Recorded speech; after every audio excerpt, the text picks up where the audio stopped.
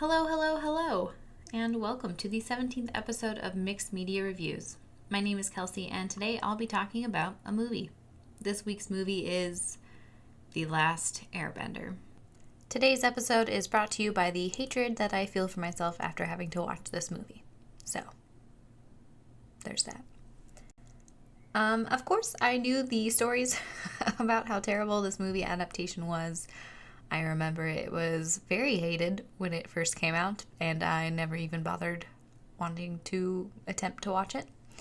However, after completing the show a couple years ago, I wanted more of that world.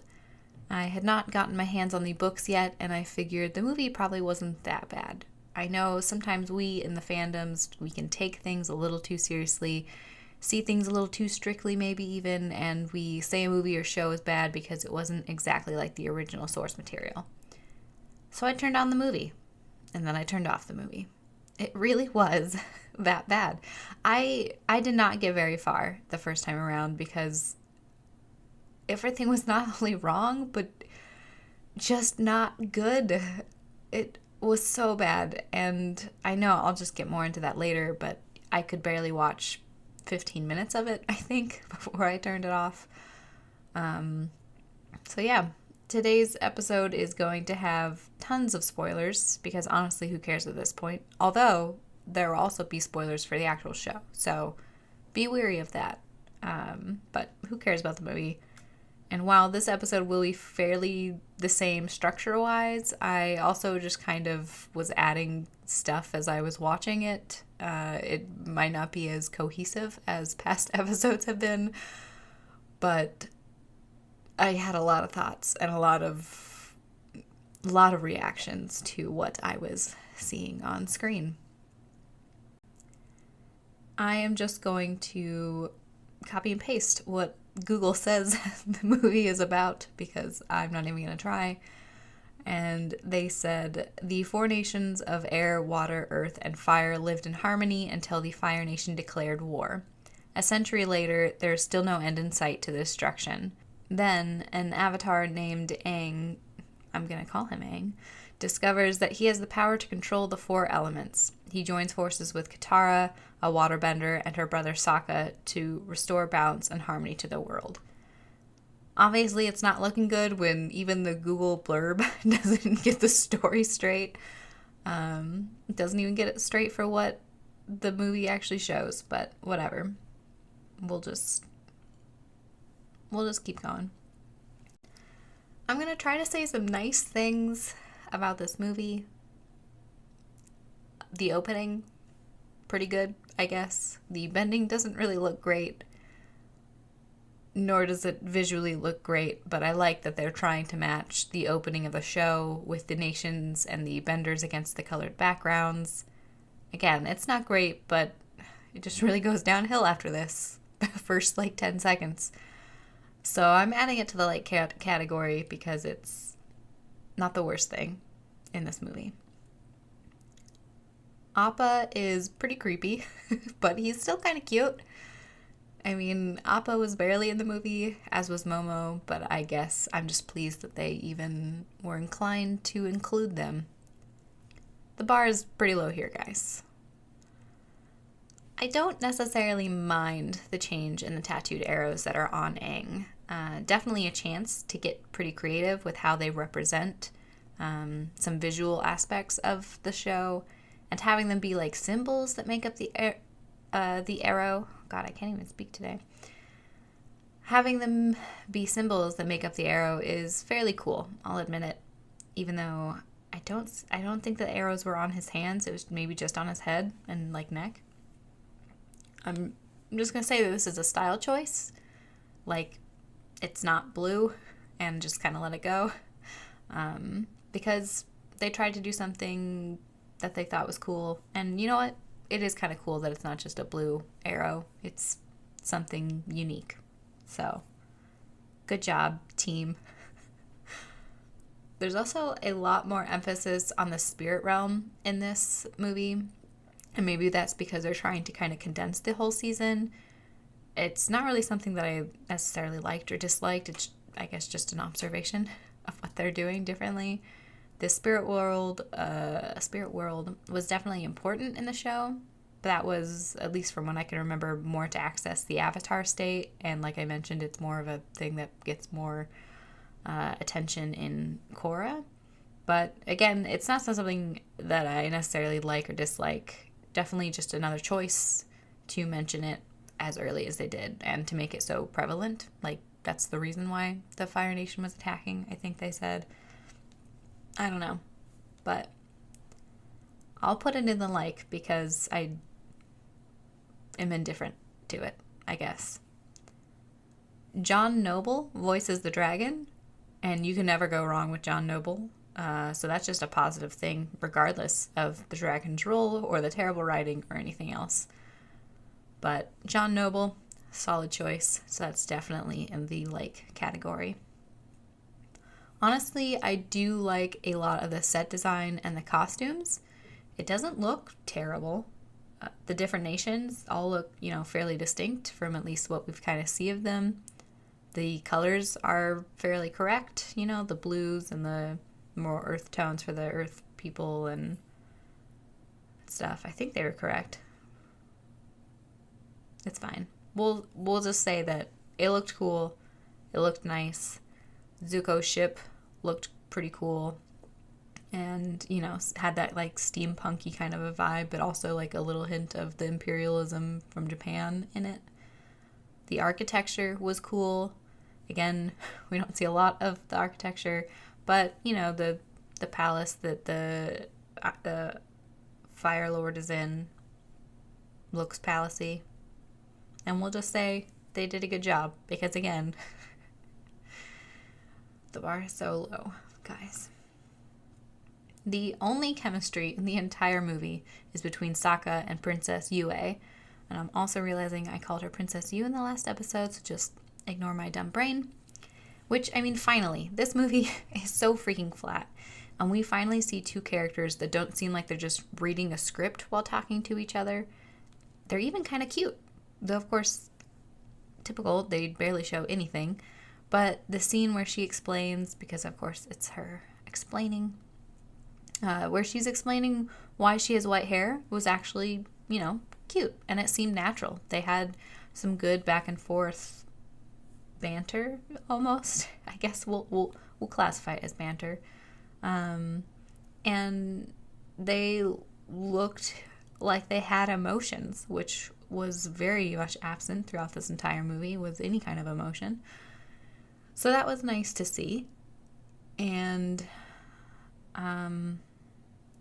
I guess all you could see was their faces because everything was so zoomed in. But it was nice to see the emotion on those faces. In the show, their relationship is pretty fast, but in the movie, it's literally just Katara saying they become fast friends. But again, you know what? At least they have some chemistry, even if they still continue to butcher everything else in this movie. Also, like I mentioned in my Avatar episode, I really liked that they explained how the bending worked. That was one of the things that I really enjoyed about the world and the writing that the original show did. And while they don't really do this in the movie, and in fact rewrite how firebending works by saying they have to have an element present to do it, whatever. I do like that they did at least kind of hint at how some things can work by mentioning chi. Again, guys, real low bar. So when Iroh is sending Zuko into the Northern Water Tribe city, Iroh tells Zuko that his chi can warm him. That was it. That was a line. But it was a nice added detail, and I wish that there were more things like that, because it was just one of those details that made Avatar so freaking good. How they could kind of shoehorn information in, but in a way that you seemed natural, and also added more like layers to the lore or to people's backstory. Like, they were so good at it, and it made it a rich, like, lived in world, which is like the exact opposite of what this movie is. So thanks for that one line, because thanks. Let's see, what else? Even in the movie, you can count on Iroh being totally BA. which of course he should be because Iroh was freaking amazing. I loved his character, and we do get to see a bit of that Iroh in this horrific movie. We see him being the kind and gentle uncle trying to guide Zuko. Sometimes, other times just like ignoring him because they butchered everything. But little hints of that we do get to see, and I like when we get to see it. You know, I like when we see him fighting for his nephew and protecting him and not for the Fire Nation. I like that we get to see him care about the balance and trying to protect the moon spirit and then step in to try to undo that damage. I wish we got to see him wield lightning in that scene, but at least they still try to make him look like the cool guy he is by saying that he's super powerful and whatever. And I like that Iroh helped taking Yue out of the pond. That was a nice touch because he's a gentle man, a gentleman and a gentleman. I will say also that Yue's transformation into the moon spirit was maybe not just as, but in its own way, beautiful and pretty touching for the movie. I thought the way that they depicted it all, like the fish, when the moon spirit died, when the spirit returned to the fish, the way her hair changed in the water, I thought that was all pretty good. Maybe not as beautiful as we get to see it in the show, but the movie had its own language, and I'll say it was well done for the movie. I did like that part. Good job. Especially since, you know, again, we get to see Iroh being that man who places the world before his nation. That was a very Iroh moment. Okay, buckle up, boys. I don't know why I just said that, but I guess buckle up because things are going to be long and unenjoyable for all of us from here on out. First things first, I don't like that this isn't on Paramount Plus, so I had to rent it for $4. $4. This movie was $3.99 to rent. But seriously, I mean, there's a reason why the show had a 100% critic rating on Rotten Tomatoes and the movie has a 5% critic rating. This was a very tough watch. So tough to watch. And I had to pay money to do it. Why do I do these things to myself? In my older age, in my older 30s age, I have come to realize that these adaptations don't always have to be perfect, right? They don't have to be exact to the source material. I do appreciate when the base stays the same, but I don't really mind when they change things. This is why I've loved the MCU so much. I feel like the characters are all pretty true to themselves and the source material. They get storylines that may differ from how things go in the comics, which I understand they don't want us to, kind of easily guess what comes next. But Tony Stark is still Tony Stark in the movies. Peter Parker is still Peter Parker in these movies. We still have the characters doing things and kind of reacting to the world in how we expect them to. Unless this is Steven Rogers in Endgame, then they just throw everything out the window, but that's it's another rant. Anyway, and this is why I hated all the X-Men movies. Well, one of the reasons. Especially like in X-Men Origins Wolverine, where Gambit doesn't even have red eyes. I mean, that completely changes his entire backstory. He was born with red eyes, red irises, black eyes, and his parents thought he was a demon and gave him up. And that's how the Thieves Guild got him and raised him as a thief, and that's how Gambit became Gambit. Without the red eyes, his parents wouldn't have given up as a baby. He wouldn't have been in the Thieves Guild. I mean, that's literally like his whole thing. He has red eyes. And of course, don't get me started on Deadpool, which I know we all appreciate Ryan Reynolds kind of rectifying. But again, different rants for a different world. However, the same things kind of apply to The Last Airbender. The changes that were made to the movie weren't to add some new layer of mystery or to create a natural evolution of a condensed timeline of a show being turned into a movie, or even just stylistic choices like his arrow is a stylistic choice. No, these were changes that made no sense. Changes like having Katara and Sokka played by white actors while the rest of their tribe are clearly not white, as well as having a majority Indian Fire Nation instead of a more Japanese one, which I guess could be okay. But like I talked about in the last episode, the creators of Avatar chose very specific cultures and bending styles and everything else. It wasn't just willy-nilly. They had a very specific purpose for doing what they did. They had reasons for it.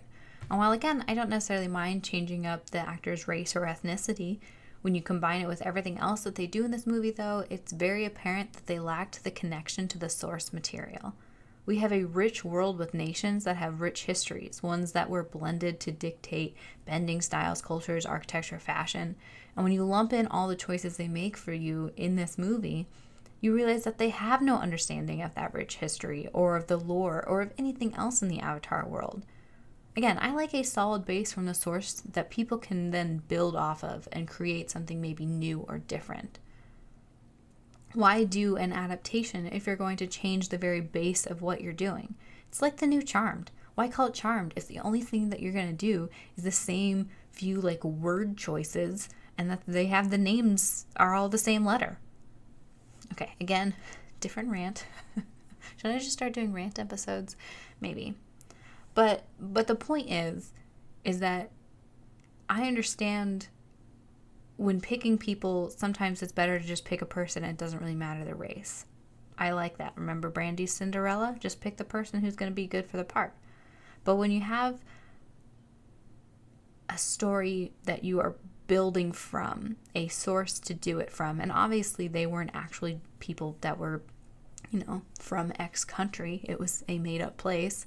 But they drew inspiration from specific cultures to create a world in which they were from.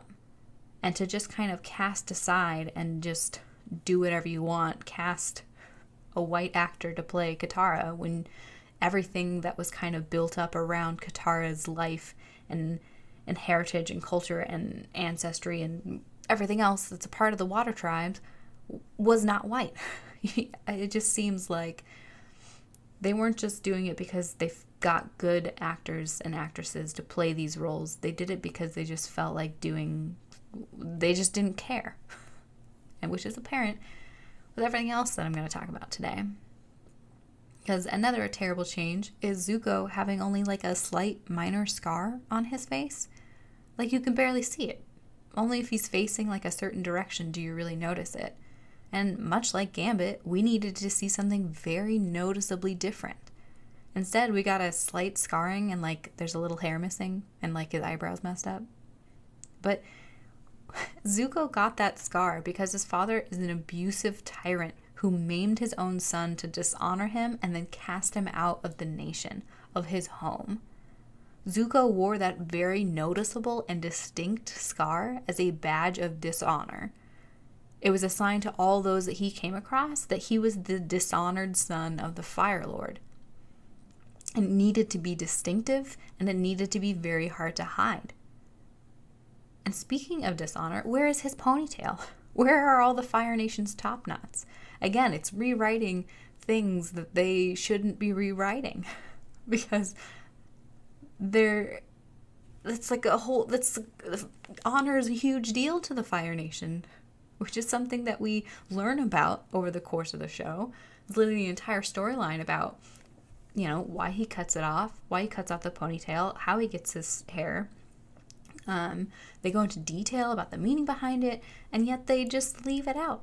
I mean, it was even brought up in the Kyoshi books because the top knots are such an important part of their culture. But I guess since most of them are Indian instead of Japanese, they just kind of toss this aspect aside. Which I guess, maybe that makes sense. But then they didn't redo anything else. Like, it's not like I now saw, like, Indian things infused. Like, if the architecture of the palace had more, like, Indian-styled architecture, that'd be cool. Yeah, I don't really care what they are. But as long as you make those changes and let them kind of saturate all the things that were originally saturated by the original choices, But they don't do that. They just kind of pick and choose what they want to rewrite and what they don't want to rewrite. Like, again, making firebenders having to have an element of fire present in order to bend it. That completely disregards all of the lore of how firebending came about, of how it differs from the rest of the nations and how they can bend their elements. And then, of course, all of the names are wrong. Sokka and Ong and I can't even remember the other changes, but they're all terrible. Why would you even change the names? I don't get it. They also took Sokka's hilariousness and how he combines his seriousness with his comic relief, and they just threw it in the trash. Because I guess he wanted to make a super serious, dark version, but they just failed on all fronts of everything that they tried to do. Because it all feels so serious, and you needed some of that comedic relief to kind of play off. That's why Marvel does pretty well, right? They have dark, serious moments, but they also have the comedic timing down, which is why I think DC doesn't do as well, because they're too dark with not enough comedic relief. I think it's also why the whole movie feels so flat. The acting, the expressions, the speech. Sokka was always so over the top with his emotions, where in the movie he's super subdued, and it takes away the funny edge to his seriousness. The entire movie has so much less whimsy. It's just so flat. It doesn't feel dark, it just feels like nothing.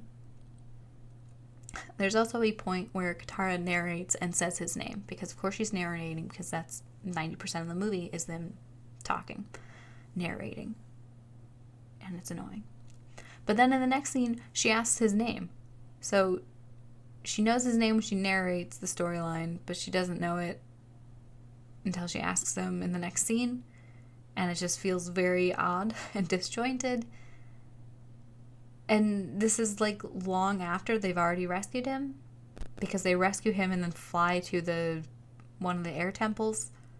And I guess it took them to land on the air temple area to ask a basic question. You're not flying on the back of Appa for how long? And then you didn't even ask him his name that entire time? Such weird choices, guys. They also cut out a lot of them bonding before he goes to the Fire Nation, when he gets captured in the very beginning, which I get time constraints, but they basically make it so he meets her, falls unconscious instead of being his normal goofy self or acknowledging her or whatever. Then he gets kidnapped, and then suddenly they're bonded at the air temple. Because remember, she's the one saving him from when he's going into the Avatar state. So we don't actually see their connection grow. She literally just learns his name right before he goes into the Avatar state, and we're supposed to believe that somehow she's able to get him to come out of it. There's no chemistry between them. There's no connection that we see. We barely see them talk before he goes and gets kidnapped. That's it. There's nothing. And it makes the scene where he, loses control and slips into the Avatar state just that much less powerful. I mean, put that on top of the fact that we don't know any of those people and we have no connection to him because it happened so quickly that he just then goes into, oh, everyone I've ever known is dead. That sucks. But we're I don't even know who this guy is. He's been on screen for 5 seconds. Yeah. The acting is also just so bad. Even from people that I'm I know you can act well. And yet, you're not doing it. I think it's worsened, I guess, by the quietness of the movie. In the scene where they're at the earthbending prison camp thing, Aang's supposed to be giving this big speech and announcing the Avatar, but it's so flat. I mean, yes, the writing is terrible, but there's also no sound. There's no swelling of the music to make it feel uplifting. It's just him talking. And I get he's a child in real life too. So acting, he may not be able to make that come across as powerful as we want it, but that's why you have everything else that you have in the scene. That's why you have directors. That's why you have the score. That's why you have all these things. you also have interrupting phones. But yeah, so like, why couldn't they make that more powerful? Instead, it's just nothingness.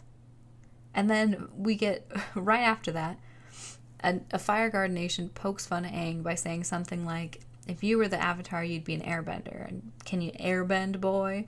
And then Katara's like, you can't speak to him that way. So she runs slowly up to him and like pushes him haltingly.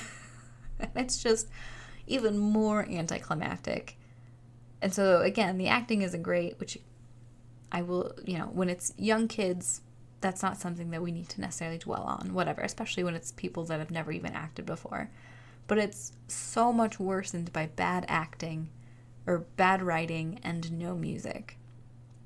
It just really puts the spotlight on the acting, which is not good. But that's even true of the people who I know for a fact can act. So it's just all really bad. And I know I mentioned this, but the bending, it's so bad. Like, you see it in the opening, like, little sequence. It's not great, but it definitely doesn't improve over the course of the movie. They have, like, a group of 5 guys in that earthbending prison camp. And they're, like, all in sync doing, like, the bending martial arts move, and then they're just moving one rock. What? You guys had to do all of that to move one rock, and then one other dude is able to then use that rock and push it? Like, didn't one dude raise up a rock wall? But we had 5 guys bending so that they can move one rock? I don't get it. Also, why are there so many close-ups in this movie? So many. There's so many close-up shots where it's like you can't even see their full head because it's like part of their face. And then there's so many voiceovers with exposition dumps. That's, again, like 90% of the movie is just narration and exposition. Also, one of the best things about the show is that they don't show the Fire Lord's face until, like, way late in the series. Like, maybe even season 4. And while I get that you may not want to hide his face for the entire movie. Like, maybe it's like, oh, I'm an actor and I need to have my face on screen and I need X amount of screen time or whatever the heck. I don't care. But they don't even try to hide his face at first.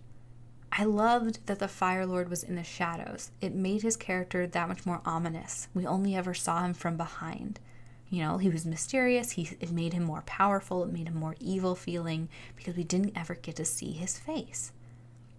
But by revealing his face, like, immediately with no circumstance, no pomp, nothing, just here's his face, you took away all of his power by just being so blatant about not even pretending. Like, at the end scene, they did more of that to do what he was talking to his daughter, Azula. She had the power there because you didn't know who he was talking to at first, and she was kind of hidden, and you only saw a little bit of her. Like, that was great. Why didn't they do that to the actual villain of the whole movie? I don't get it. Another hilarious thing is how they reveal how Zuko gets a scar and how he gets kicked out of the Fire Kingdom, which it's needed, so I get it. That would be some exposition that I was fine with having. But they do it by Zuko calling over some young boy in the Fire Nation and asking him what he knows about the Fire Lord's son. And then Zuko basically just tells the entire story to the kid when the kid is only offering up, like, small answers to his question. It's such an odd choice. Like, why couldn't it just be, like, a memory that we see of Zuko's between him and his uncle kind of bonding about something? Like, him saying, Iroh could have just been like, look, you don't... Like, he was already kind of doing that. We could stay in this city. We could hang out. Look, there's pretty girls. I mean, that's an Iroh thing to do anyway.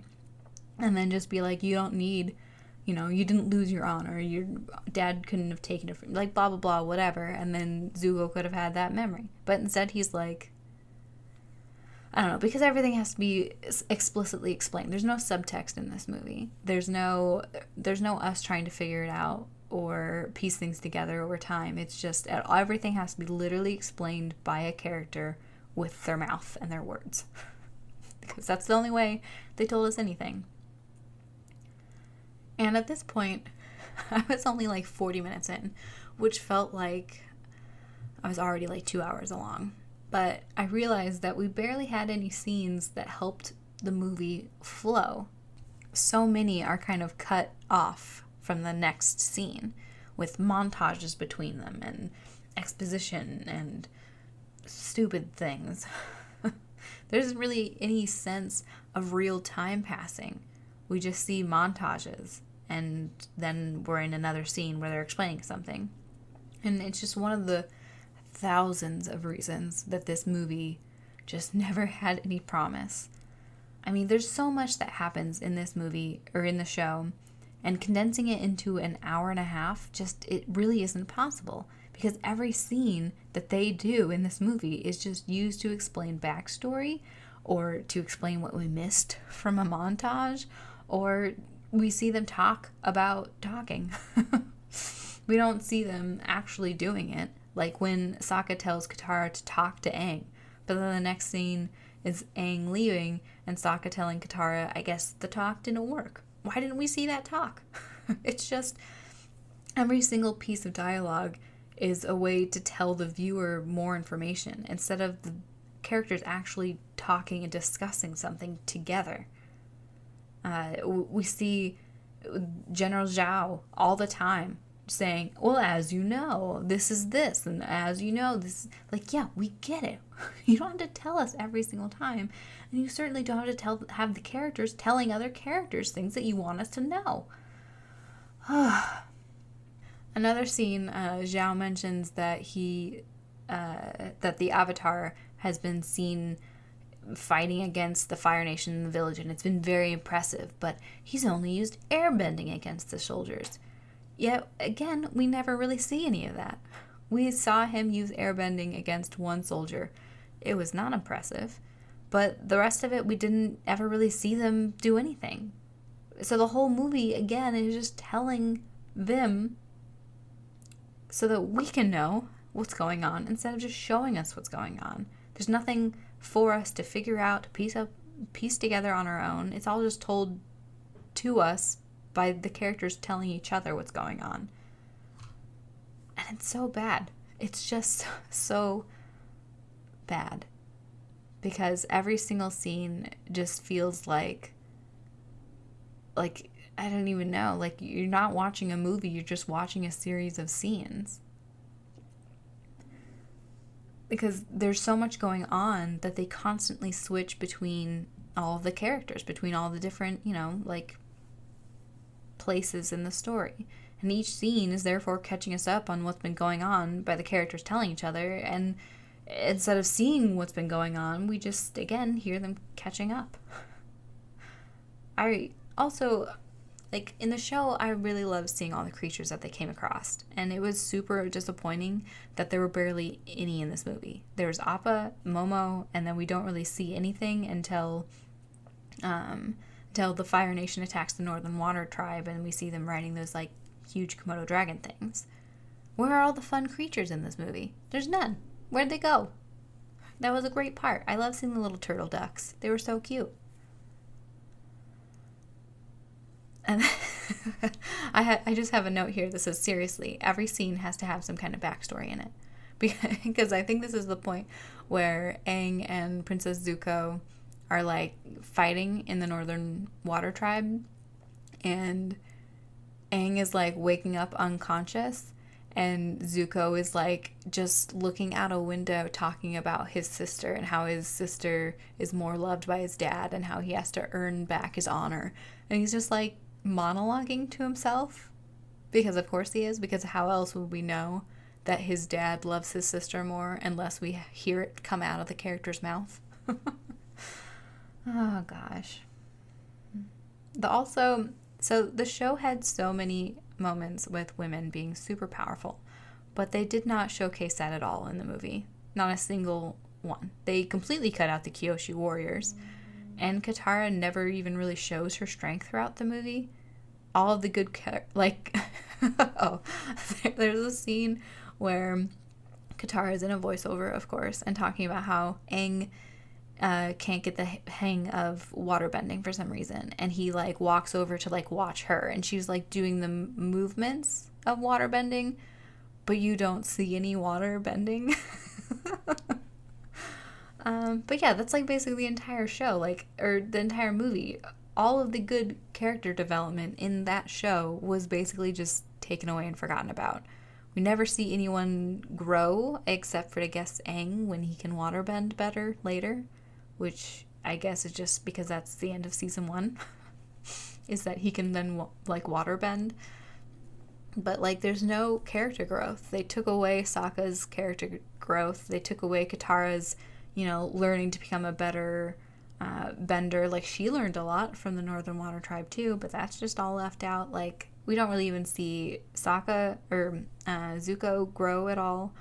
Just nothing. There's no character development, and all of the women are just kind of like whatever until I guess the end when the Fire Lord is like talking to Azula. Like, I guess she's supposed to be cool and powerful, but like, we don't see her do anything. And like, no other woman is really in the movie who shows any kind of strength or power. And I don't know, guys. I'm sure there's tons more that I can talk about. I could go on for days about all of the different changes that they made, but this is getting way too long. I should probably stop now. So, should I recommend this movie? I definitely do not recommend it. I mean, you can go ahead and watch it if you also want to hate yourself. I don't think you'd even enjoy it, even if you've never seen the show, because there's just... It's not that it's necessarily a bad adaptation, which, don't get me wrong, it's definitely a bad adaptation, but it's also just a bad movie. There's so much exposition throughout the entire movie, and it's pointless and needless exposition. There are some things that, yes, it's good for them to tell us and whatever. Like, I like having magic systems explained to me. There's places for good exposition, but this movie is literally just 100% exposition. There's nothing else. Everything has to be told. There's no subtext. There's no inference. There's no us piecing together things. Nothing. It's all told to us. And every single scene pretty much is just them dumping information on you. And there's barely any scenes that last long before then jumping to another situation where we have to then be filled in. And I get that this came out in 2010 when most movies weren't very long like they are now. Now it's not very common that movies are only like an hour and a half. But this would have probably benefited for a much longer movie. I mean, it would have benefited to not have a movie at all. But if it had been longer, maybe they could have paced things out better and let us infer some things instead of having everything told to us. It's just really unfortunate because it could have been better if they had just honored the source material more, took it more seriously, and made it longer to allow for the movie to be more of a movie and less of a talking thing. And there you have it. Those are my thoughts on The Last Airbender. Thank you so much for joining me. You can find me on Instagram and Facebook at Mixed Media Reviews Podcast, and you can also find me anywhere you find your podcasts, probably. I think Google Podcasts takes like an extra day to upload for reasons unknown, but whatever. Please join me next week where I will be having a much better time talking about the Avatar Kyoshi novels. Have a wonderful rest of the day. Bye!